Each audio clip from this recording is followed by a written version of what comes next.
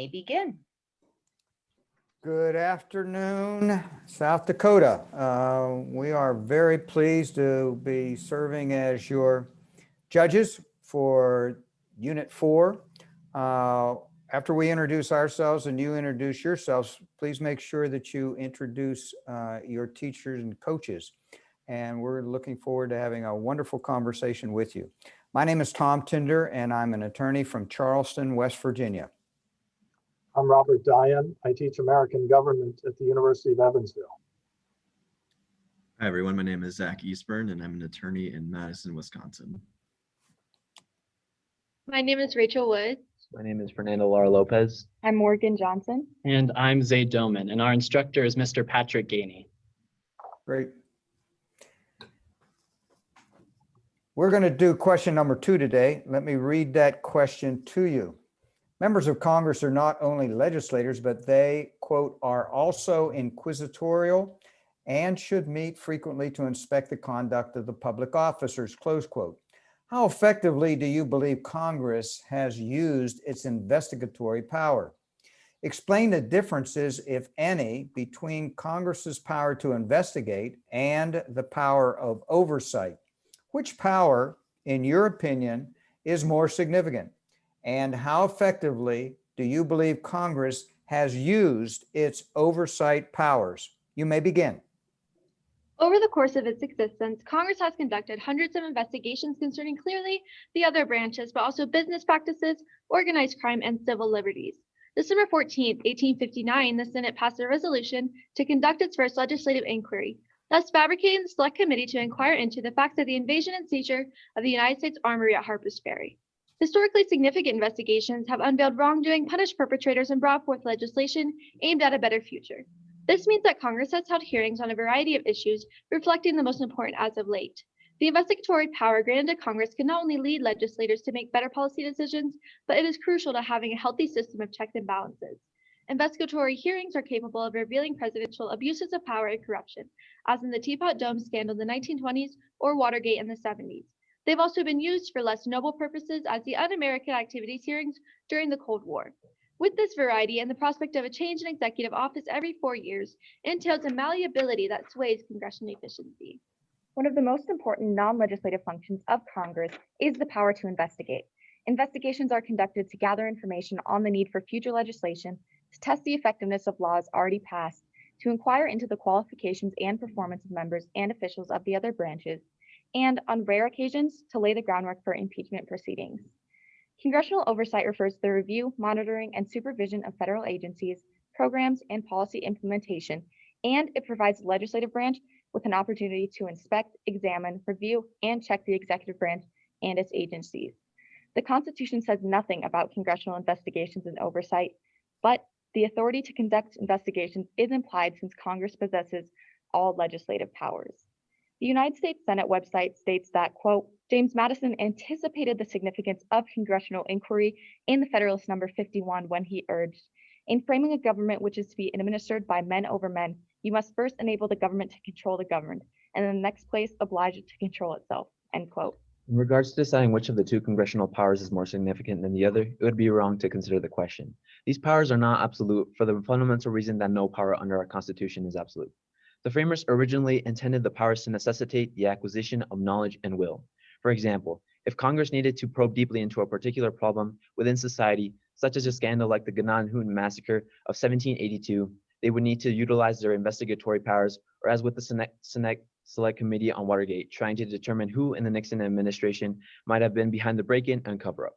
This goes to show why investigations are critical for understanding and acting on problems within our government.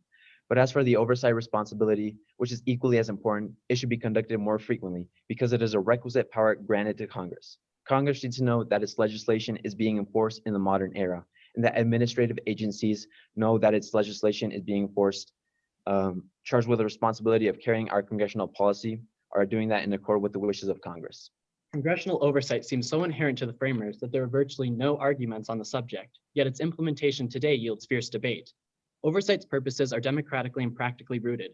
John Stuart Mill said that the job of representatives, along with legislating, was to watch and control the government.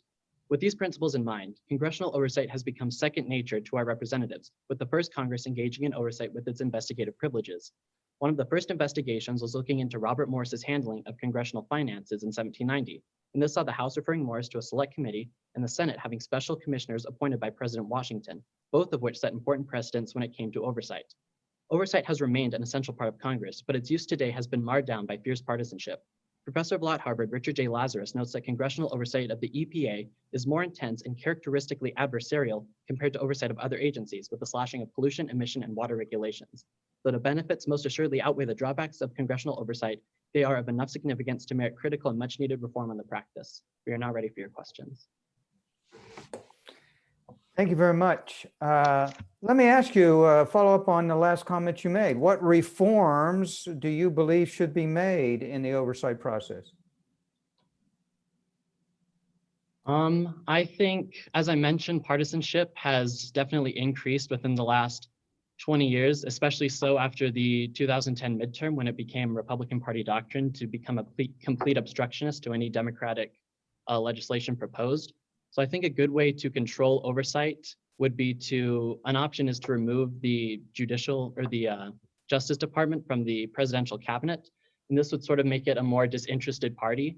You could have the Attorney General be elected into 10-year terms, much like the FBI director, so that presidents have to keep the same Attorney General throughout different periods, making them much less marred down by partisanship to make more clear decisions. I agree with Zaid. I think that we need to set politics aside when we are investigating these issues, and we need to look at what is best for America's people and who is best to represent them. We also, in my opinion, we rush these things far too much, and we need to spend more time looking clearly at the details. I agree. We need to put the common good of everyone else above everything else. If I can go down that road with you, you said that sometimes investigations are good, salutary, and sometimes they are done for less noble purposes. Besides the example of HUAC, how do you draw the line between what's for the common good of America and what's driven by sheer partisanship? In my opinion, issues we need to be focusing on are ones that directly relate to the American people and their safety and their best interest. When looking at congressional investigations, we have to remember that we not only have to look into the presidential connections when seeing oversight problems. So one of the things you said in your opening statement was that powers, these powers, oversight power and investigation power, are not absolute. But I don't know if I heard really more on that, and specifically, what are the limits, if any, on these powers? I think the most obvious limit is that Congress is really meant there to control and monitor itself. It's not really there to protect and monitor itself and other federal agencies. And that's really as far as the scope goes. So, you couldn't have congressional investigations over any matter in the government.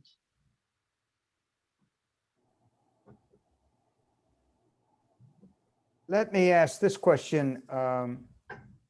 What powers, if any, has Congress given up to the executive branch or to the judicial branch, or had taken away from them by the executive branch or the judicial branch? I'd say probably the most obvious example is how the executive branch has sort of taken over defense and war management in other foreign countries. So for example, under Obama, who increased the drone program from George W. Bush, and who Trump further increased by 432%, you don't really see the president or the executive branch going to the legislator to make sure that they can do these acts of war, which I think they are. The executive is sort of taking it over into its own hands. Going off what Zaid has said and your question as well, I think that a growing issue in our system is that people are scared to question the executive, and they're scared to have them back up what they're doing. Going off what Rachel said, for them being scared to speak out, I think this has a lot to do with almost like a power trip. If someone were to speak out against the executive branch, they'd be gone in an instant. And I think that's why so many individuals have to be such an extremist and agree with everything that the president does and says so that they hold their position in office. Can I continue down that road? If it's the case that powers have been taken away from Congress or Congress has allowed that to happen, why has Congress allowed that to happen? Aren't they the first branch and the most powerful branch? And why don't they assert their power? Well, in today's modern era, we can see that in congressional oversights and investigations, members of Congress have lacked what you would say participation in these sorts of cases due to how it's more been of a show for these for their careers rather than justice. Going off of what Fernando says, I think the legislative branch has gotten quite lazy, where they pass legislation, they think they'll just have the judiciary iron it out if needed, and they'll leave the executive to enforce it. Going off of what Fernando said, it being more of a show, I think that has to do a lot with how much more technology has advanced with the popularity of the TV growing since it first was invented. Now people have multiple televisions in their home compared to the rich had like one when they first came out. So I think that with technology advancing, more people are able to receive the media, and that's why it's becoming more of a show. I completely agree with all of my colleagues, and adding on, with this big show, we are not holding at least people of our own party accountable for their actions, and that is something we need to put first and foremost. So I'm going to continue the continuation of this line of questioning. We talked a little bit about why, but if Congress decided one day that it wanted to assert more of its powers, what are means, how could it assert its power? I think Congress could be a lot more energetic in enforcing its power, especially over other branches. So for example, I think there are many instances where impeachment would be necessary, especially with presidents since the post-World War II period, where their military acts abroad, I think violate the Constitution. And I think if the legislative branch were more steadfast in enforcing its power, they would get a lot more done. I completely agreed with Zaid. I think that Congress is in Congress's best interest to be more consistent with delegating its power and actually enforcing the accountability. So I heard impeachment, and in addition to impeachment, what are other tools that Congress has to enforce its power? One other way that Congress can enforce is by giving contempt citations to those who are being investigated, such as during the Gorsuch controversy back when former administrator of the EPA Ann Gorsuch was failed to deliver materials relating to the mass donations to cleaning material nuclear waste sites. And in doing so, this was the first time that the legislative branch had really taken action against a head of an executive agency. More simply, Congress could do this just by passing laws. Great. Thank you. Good job. We now have some comments for you. You can relax. It's over. And in fact, this is the last session. So congratulations to you and all of your student colleagues for making it through this wonderful We the People competition. Let me start out with some comments. And my first comment, and you'd expect me to say this, thank you very much for mentioning Harper's Ferry, which is over in the Eastern Panhandle of West Virginia. I know back with John Brown and everything, it was in Virginia because that was before West Virginia became a state, but thank you for mentioning Harper's Ferry, West Virginia. You get a point for that. Let me say to you that you did a very good job with your initial 4-minute presentation. we asked you some comments about, we asked you some questions about that already, but it was very straightforward. And we've been doing this all day, and we've been doing 12, this is the 12th session. You're the first session that said that investigatory powers and oversight powers were basically equal. That and that's fine. And then you went ahead and said why, which is great. That's what this program is all about. You're just stating your opinion. Can you back it up with facts and information? Yes, you did. And you did a very good job with that. I liked some of the other things that you mentioned. You talked about executive powers, and you talked about the drone program, and you talked about people are scared of the executive branch, and that's true. And another power that they've used is the executive orders, which, as you well know, and we saw with our new president coming in, President Biden, he signed a gazillion executive orders in the first number of days that he was in office. And executive orders have really, to some extent, taken away some of the powers of Congress. You talked about technology. You talked about well, you just did a good job. And then I really liked your proposal that you thought this through of removing the Justice Department and having the Attorney General be elected. And I don't know about your state, but that's the way it is in our state of West Virginia. Our Attorney General is an elected official. That was a brilliant idea that I'd never thought of and we hadn't heard before. So you did a very, very good job. Congratulations to you. And my last comment is you have a tremendous wealth of knowledge and leadership skills. Please don't have this We the People program being some activity that's going to end for you on Tuesday and you're going off to something else. You all are good citizens already. And as you go forward, please continue to use your knowledge and your leadership skills so that you will be good citizens in South Dakota and for our country. Congratulations. Thank you very much. Good luck to you. Thank you. I'll agree with what Tom said. I appreciated your presentation and some provocative ideas that you threw out there. I like the way you juxtaposed investigations that uncover abuses with others that were directed for less noble purposes. That's a very felicitous way of describing, bad behavior by some members of our Congress. And HUAC is a perfect example. You said that the two things are equally important, which is a terrific answer, but you said oversight should happen more frequently, which is also a terrific answer. You owned up to the idea that certain things are more rare. Investigations, impeachment, it's not something that you're supposed to do every day, but oversight is a routine occurrence. So I thought that was a thoughtful observation about the underlying question.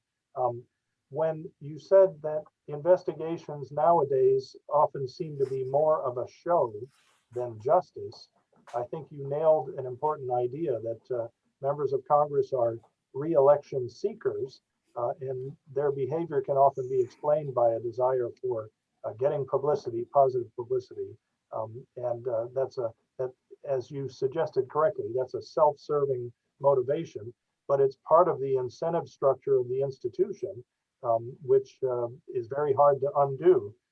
And finally, at the end, I love the example of Ann Gorsuch. I haven't heard that name for a while, but I thought it was a very apt example to really nail the point that you were trying to make. So hats off to all of you for a fine performance to end our day together. Thank you. Yeah. And I'll just I'll tie this up here and echo a lot of what's been said so far. This piece that Robert was mentioning about technology, I thought it was what we did was we kind of, all three of us, and sort of intentionally and unintentionally, I think it kind of just organically happened. We kept drilling down on an issue with regarding to this dereliction of duty on the part of Congress, and you guys are kind of following us along that way. And I thought that was like kind of a fun little hole we were going down.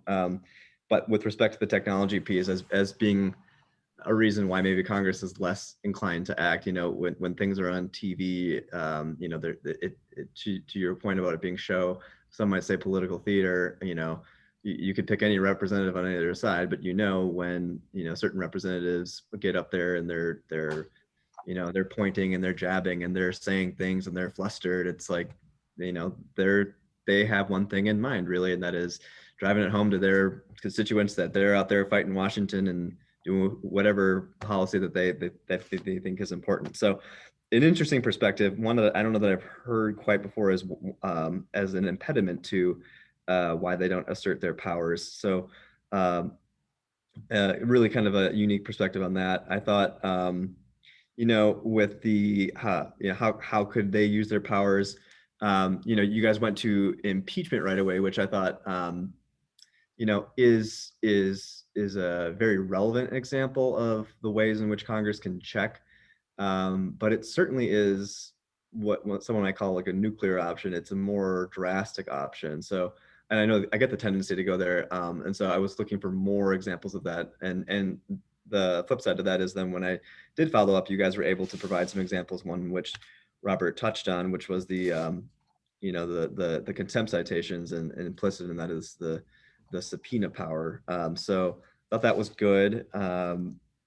The one other thing I would say as far as sort of some constructive comment would be, are there limitations on the review power? And the answer is that there probably are. I mean, so Congress can investigate a lot of different things, but there are Fourth Amendment issues at stake there.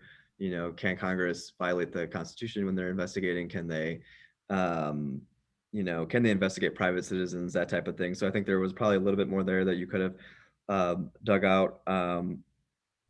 But overall, again, just was impressed with the sort of the unique, refreshing ways in which you put spins on certain questions and were able to weave in information that you had that maybe otherwise wouldn't seem applicable, but you made it applicable in a relevant way, and it was very nice. It was a nice presentation. So thank you very much. Thank Thank you. you.